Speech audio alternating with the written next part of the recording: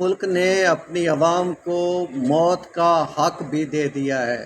جی، حق موت بل جو ہے وہ فرانس کی پارلیمنٹ نے، یہ ایک متنازع بل ہے مگر پھر بھی جو ہے وہ اس کی باقاعدہ منظوری دے دی ہے، اور اس قانون کے تحت وہ افراد جو شدید لا علاج بیماری میں مبتلا اور ناقابل برداشت تکلیف کا سامنا کر رہے ہیں، وہ قانونی طور پر طبی مدد سے اپنی زندگی ختم کرنے کی درخواست دے سکیں گے۔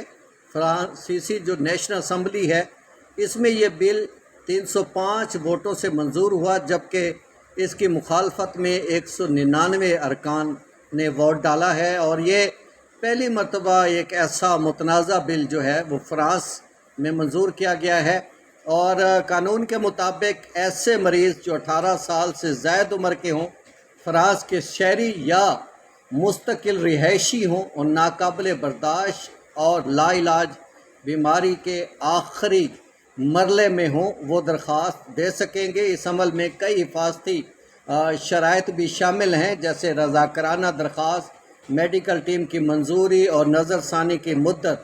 اگر مریض خود دوا لینے کے قابل نہ ہو تو ڈاکٹر یا نرس کی مدد سے اسے دوا دی جا سکتی ہے۔ دوا گھر، نرسنگ ہوم یا اسپتال میں بھی جا کے دلائی جا سکتی ہے۔